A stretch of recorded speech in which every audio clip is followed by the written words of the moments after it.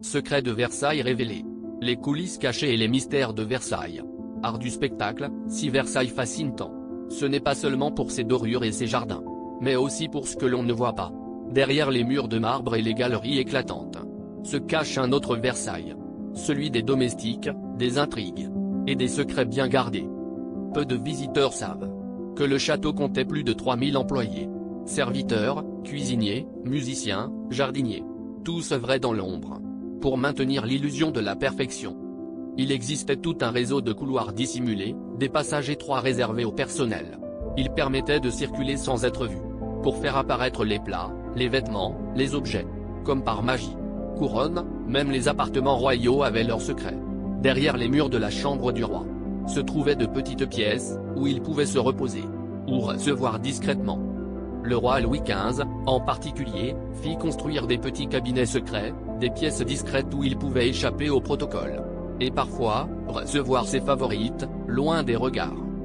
Parmi les zones les plus mystérieuses, on trouve aussi le domaine de Trianon.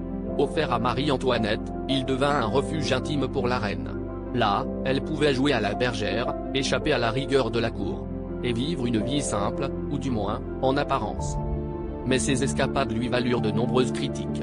Le peuple ne comprenait pas cette déconnexion, et voyait en elle une reine frivole, indifférente à la souffrance. Serrure, aujourd'hui encore, certains couloirs restent inaccessibles au public.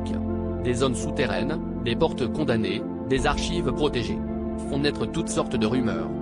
Certains parlent de trésors cachés, d'autres de documents secrets disparus pendant la Révolution, et même de passages menant à des lieux oubliés. Fantômes, et puis, il y a les légendes.